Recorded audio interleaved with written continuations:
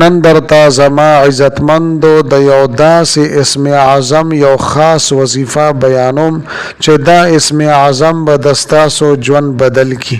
دا به د ستاسو په ژوند کې ډېر عظیم الشان انقلاب راولي. د ژوند هغه مرادونه چې ناممکنه مرادونه دي، الله جل شانه به دغه مرادونه د ستاسو پوره کړي. رب کائنات به د ستاسو حاجتونه پوره کړي، ناممکنه مقاصد به د ستاسو پوره کړي. بے پناه مال او دولت او رزق الله جل شانه به تاسو ته در نصیب کی.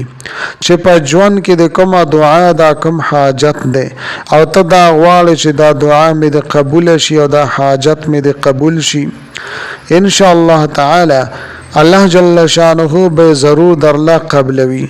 لہذا محترم دا د اسم اعظم دا وظیفه په خپل زندګۍ کې صرف یو پیر لازمی آزماو کوي، ان شاء الله تعالی ډیر حیران کن نتایج به تاسو د دې محسوس کوي.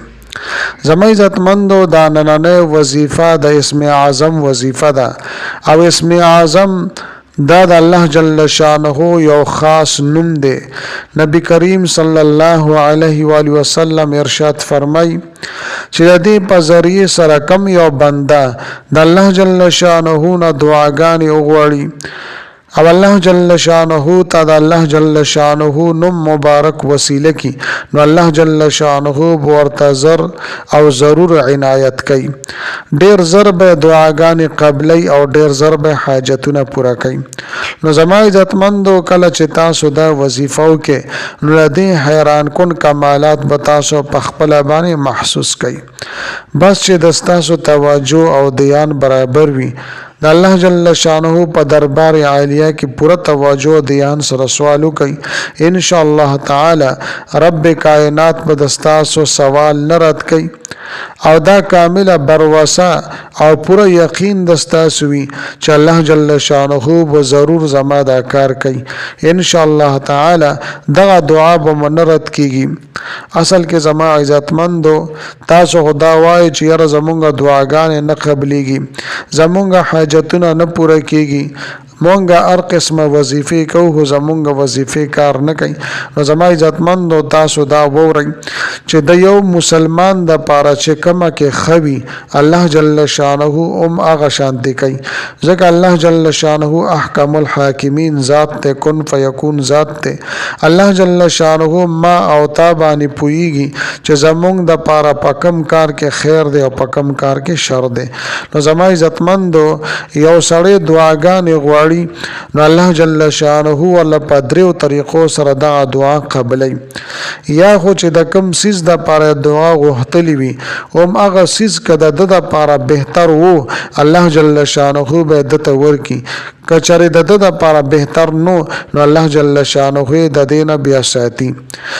نو کچره دا سیز چې تا کم غوښته تا ته ملاو نشو نو دې په بدل کې تا باندې کم تکالیف پریشانه او غړ غټ مصیبتونه او غمونه در باندې را روان وي، د دغه دعا په وسیله او توفیل سره الله جل شانه دستا دغه تمام مشکلات غمونه او تکلیفونه غو رستو کی او ختم کی.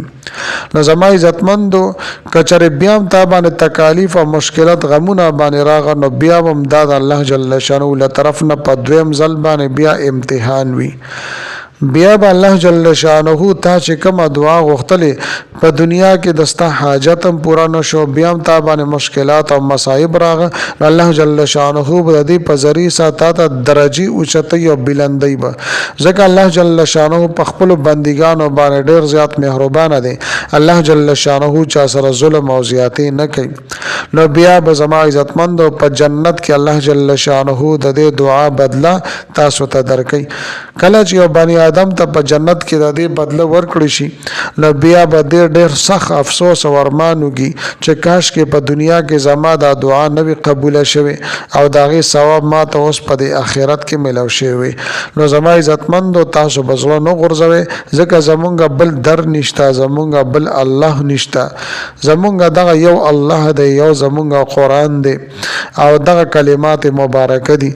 نو دا چې تاسو ته د اسم اعظم کوم وظیفه بیان بیانوم دا داسې بهترین اسم اعظم دی کله چې تاسو د دې ورد او وظیفو کې الله جل شانه سره به تاسو یو ربط او تعلق پیدا شي نو بیا چې د دینه پس تاسو دعا هم غواړئ نو الله جل شانه به په خپل دربار عالیه کې ضرور قبلای. زما عزتمندو دا چې تاسو ته د کم اسم اعظم د وظیفه بیانوم نو دا اسم اعظم قران عظیم الشان کې په دریو ځایونو کې راغلي دي. سورۃ البقره کې هم راغلي دي, سورۃ آل عمران کې هم راغلي دي او سورۃ طه کې هم راغلي دي.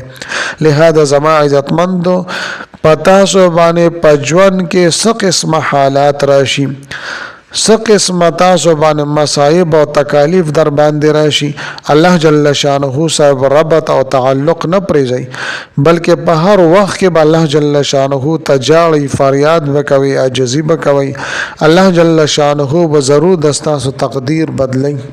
فرض که دستاسو یو کار هم نشي بیا هم چې تاسو نا امیدي اختیار نه کې که تاسو نا امیدي اختیار کې خپل ځان ته نقصان ورکي الله جل شانه تاسو نقصان نشي ورکوله نو الله جل شانه باندې باخ او خشته ګمان وکوي. الله جل شانه فرمایي چې په ما باندې د خپل بنده څومره زیات ګمان وي بهتر ګمان وي زه سره بهتره فیصله کوم. ایو سړی الله جل شانه نه ګمان صحیح نه ساتي نو هغه شانتي هغه سره صحیح فیصله بیا نکېږي. نو زما عزتمندو په هر حالت کې په تکلیف کې په غم کې په مصیبت او پریشانی کې دا شانته خوشاله کې امن او چین او سکون کې د خوشاله په حالت کې چې مونږ خپل الله هیر نکو نه د غم په حالت کې مونږ الله جل شانه هیر کو. او زما عزتمند مرازم وظیفه طرف ته عمل طرف ته کچره زما چینل مل تر اوسه پورې سبسکرایب کړی نه وي نو برای مهرباني دا چینل سبسکرایب کړئ. سبسکرایب سره خوا کې ټلې ول نشان دی دا تاسو کلیک کړئ او سلیکټ اله کړئ د دې لپاره چې د هر راتلونکي کی ویډیو نوټیفیکیشن تاسو ته ملایويږي. زما عزتمندو زما د حوصله افزایی د پر ویډیو ضرور لایک کړئ او لاندې کمنټ کې تاسو ماشاءالله سبحان الله جزاک الله یا د دې په شان د نور خل الفاظ منشن کوي ولیکي د دې لپاره چې تاسو ته اجر عظیم ملوشي او ماته حوصله افزایی ملوشي. زما عزتمندو کچره تاسو تعویذونه او نقوش حاصلول غواړئ نو ما سره زما واتس اپ نمبر باندې تاسو رابطه کولی شئ.